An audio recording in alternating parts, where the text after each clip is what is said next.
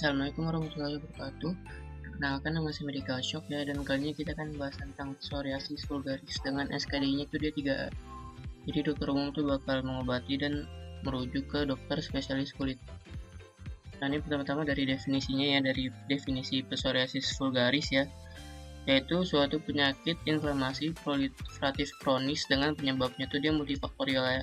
Jadi kalau penyebabnya itu multifaktorial, jadi itu bisa bermacam-macam, bisa karena genetik, faktor stres, atau ada gangguan sistem imunnya, atau faktor seperti obesitas, diabetes mellitus, yaitu penyebabnya itu dia multifaktorial.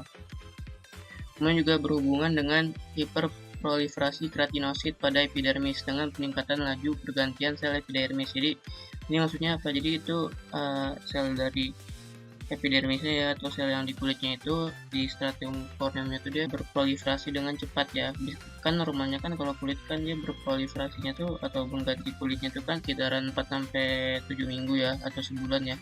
Kalau pada psoriasis itu dia mengganti kulitnya itu dia lebih cepat ya, jadi 4-7 hari ya, atau seminggu gitu kan. Itu jadi lebih cepat mengganti kulitnya, tapi kulitnya juga lama-lama tuh dia makin bersisik ya dan gatal. Kemudian untuk epidemiologi itu dia sekitaran 0,09% sampai 11,4% pada orang dewasa ya, ini pada epidemiologi yang di global. Kemudian pada di Indonesia itu dia 2,5%. Kemudian untuk etiologinya itu dia penyebab hilangnya kendali pergantian keratinosit seperti faktor lingkungan, genetik dan imunologi atau sistem imun. Kemudian juga bisa disebabkan oleh infeksi seperti pada ini ya, bakteri Streptococcus beta hemolyticus, atau infeksi faringitis ya, atau infeksi saluran pernapasan atas. Dan juga penyebabnya bisa karena ada cedera kulit, bisa berupa luka bakar, trauma. Kemudian juga ada stres, merokok, konsumsi alkohol berlebihan, defisiensi vitamin D, atau penggunaan obat seperti obat anti malaria atau obat bipolar nih ya, lithium. Etiologinya juga ini ada faktor risiko ya, ada faktor risiko ekstrinsik berarti dari luar, dan intrinsik. Intrinsik itu dia dari dalam. Kalau faktor dari luar atau ekstrinsik ini dia biasanya karena stres mekanis ya, karena ada cedera kulit, kemudian juga karena polusi udara ya, kemudian juga karena ada paparan sinar matahari yang terlalu lama ya, kemudian juga obat tertentu, vaksinasi, infeksi, gaya hidup yang kurang sehat ya, terutama pada pasien obesitas gitu kan, atau berat badannya berlebih. Kemudian juga faktor resiko yang intrinsik ini seperti obesitas, diabetes mellitus, dislipidemia, hipertensi, dan stres psikologis ya. Contohnya tuh pada kerjanya tuh yang 9 to 5 atau kerjanya tuh yang lama gitu kan, kerja sampai tengah malam, kerja lembur gitu kan tiap hari gitu kan. Itu bisa menyebabkan stres psikologis dan bisa menyebabkan terjadinya psoriasis vulgaris. Nah, selanjutnya untuk patofisiologinya. Untuk patofisiologinya ini dia di ke sistem imun ya. Jadi karena ada peradangan yang kronis ya, atau berkelanjutan ini ya, menyebabkan proliferasi keratinosit itu dia tidak terkontrol ya. Proliferasi keratinosit itu dia tidak terkontrol sehingga akan menyebabkan diferensiasi sel yang disfungsional. Ini tadi ya pencetusnya ya. Jadi itu pencetusnya tuh bisa multifaktorial ya, atau beragam seperti trauma tadi, infeksi, atau stres kronik ya. Nah, ini pencetusnya ini dia akan menyebabkan terjadinya sel-sel kulitnya tuh, terutama ada sel-sel keratinositnya tuh dia bakal stres ya.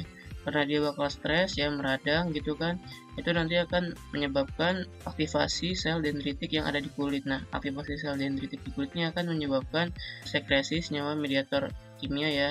Ini untuk mengajak sel-sel imun lainnya seperti interleukin 12 dan interleukin 23 akan mengaktifasi sel T helper 1, T helper 17, nanti akan mengaktifkan sel tumor nekrosis faktor alfa, interferon gamma, dan akan sekresi interleukin 17 ya. Nanti di helper 17 selnya ini juga akan menyebabkan keratinositnya itu memproliferasi lebih banyak ya. Jadi dia membuat formasi plak ya pada kulitnya ya, pada kulit di tubuhnya itu, sehingga akan menyebabkan lesi sekunder atau bisa menyebabkan squama atau bersih.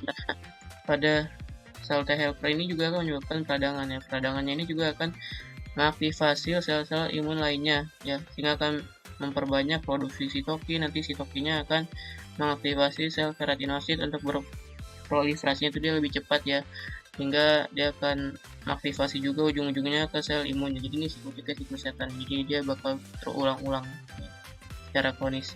Nah, untuk histopatologinya itu dia terdapat hiperplasia epidermal, infiltrasi inflamasi. Tadi udah ya sel-selnya apa aja, ada sel dendritik, sel makrofag, sel T, dan sel neutrofil atau sel darah putih. Untuk tanda dan gejalanya tuh bisa ada rasa nyeri, gatal, dan perubahan pada kukunya ya. Nah, untuk anamnesisnya bisa ditanyakan apakah terdapat riwayat keluarga yang pernah mengalami psoriasis vulgaris ya, atau apakah ada infeksi tenggorokan atau ada infeksi bakteri ya, terutama pada bakteri Streptococcus, apakah ada infeksi virus, apakah ada penggunaan obat seperti tadi obat anti malaria atau obat bipolar ya berupa lithium, atau ada trauma pada kulit ya, bisa karena ada gesekan atau karena kecelakaan gitu kan. Kemudian juga di sini ada classic sign ya, ada tanda-tanda klasik pada psoriasis vulgaris ya. Ada 3 guys. Ada Kars-like phenomenon, yaitu fenomena tetesan lilin jika skomanya itu dia dikerok ya. Jadi kalau misalkan tesinya itu kan digaruk gitu, ketika digaruk gitu nanti akan menyebabkan ada fenomena tetesan lilin. Jadi kayak lilin warna putih ini ya. Ini namanya Kars-like phenomenon.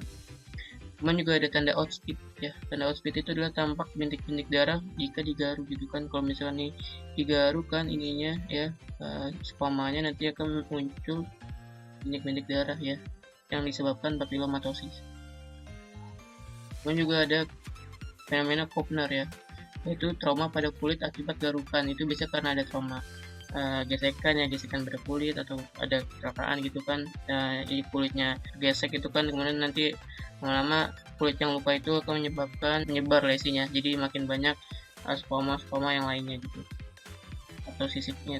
Biasanya itu skomanya itu dia warnanya putih ya, lesi kronisnya. Kemudian untuk tipe-tipe psoriasis ini ada banyak ya, ada psoriasis plakat ya, itu 90% psoriasis vulgarisnya itu dia berupa kronis ya. Biasanya dia berupa skoma warna merah ya, atau bisa skomanya itu warna putih tebal gitu kan, dan juga gatal. Kemudian juga psoriasis inversa, ini dia pradilasinya di daerah intertriginosa atau lipatan, seperti lipatan aksila, gluteal, lipatan mame gitu kan ya, lipatan pada bokong juga bisa. Juga ini ciri khasnya tuh dia tidak berskoma, mengkilap, dan batasnya tegas. Kemudian ada psoriasis gutata ya, ini bisa itu ya disebabkan infeksi bakteri atau Streptococcus. Kemudian juga psoriasis pustulosa, ini berupa pustul ya atau nanah seluruh tubuh, dasarnya eritema, gejala konstitusinya positif, dan lokal antar. Kemudian juga pada tipe psoriasisnya itu ada tipe yang sistemik ya, yaitu erythroderma. Jadi itu dia psoriasisnya pada seluruh tubuh gitu ya, warnanya merah gitu kan. Ini berbahaya ya gitu ya, jadi harus dirujuk. Kemudian juga ada psoriasis kuku ya, ini pada psoriasis kuku ya dari bagian sedang sampai berat gitu ya. Ini ada tanda-tanda seperti pitting, leukonychia, crumbling, subungual hiperkeratosis, onycholisis, dan splinter hemorrhage ya. Kemudian juga ada artritis psoriatik ya, yaitu nyeri pada sendi jari ya, yang dimana tuh dia ciri khasnya tuh ada dactylitis ya, berupa seluruh jarinya tuh menjadi bengkak ya, kayak sosis nih, bisa dilihat ya di gambar ini gitu. Jadi itu ada psoriasis, tapi juga ada radang pada sendi jari gitu kan. Kemudian pada diagnosis bandingnya tuh bisa didiagnosis bandingkan dengan pityriasis rosea. Kalau pada pityriasis rosea, dia perbedaannya tuh dia kan infeksinya kan self limited ya karena virus. Nah, itu juga pada tanda dan gejalanya tuh dia berbeda. Kalau pada pityriasis rosea tuh dia ada Christmas tree pattern, jadi lesi papulnya tuh tampak dengan bercak oval warna merah muda kecoklatan, biasanya muncul pada batang tubuh. Kemudian juga ada tambahan juga ya, tanda dan gejalanya berupa herald patch ya, ini biasanya pada awal-awal terjadinya pityriasis rosea ya, warnanya tuh eritema, kemerahan ya, skoma ya bersisik juga nih ya, bisa dilihat nih di gambar ini. Kemudian juga terakhir pada tata laksana dan prognosis. Pada tata laksana itu bisa diberikan topikal kalau pada psoriasis vulgaris yang ringan, kemudian sistemik kalau misalkan pada psoriasis vulgaris yang berat, kemudian kita lakukan edukasi. Nah, pada tata laksana yang topikal kita bisa memberikan preparat ya, yaitu liquor carbonis detergen 3-5% ointment ya, ini untuk mengurangi gejala gatal pada psoriasisnya gitu ya. Kemudian juga pada kortikosteroid ya, berupa dexamethasone 15 gram ointment.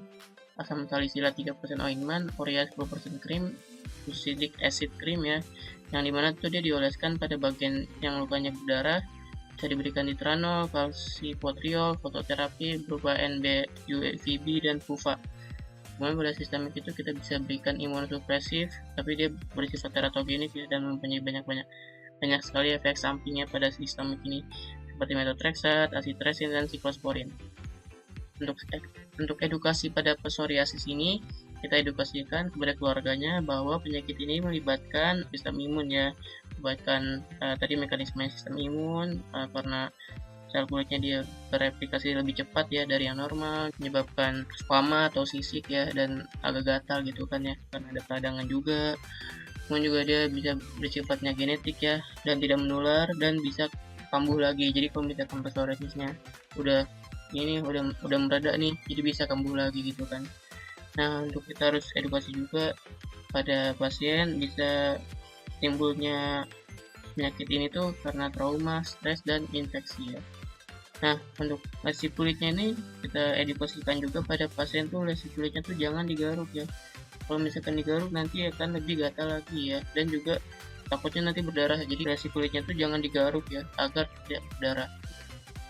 Nah, kemudian untuk prognosisnya itu bersifatnya itu remisi ya, sering kambuh-kambuhan, tapi hasil itu dia prognosisnya itu bagus ya. Nah, jadi untuk prognosisnya itu dia bersifat remisi, sering kambuh-kambuhan.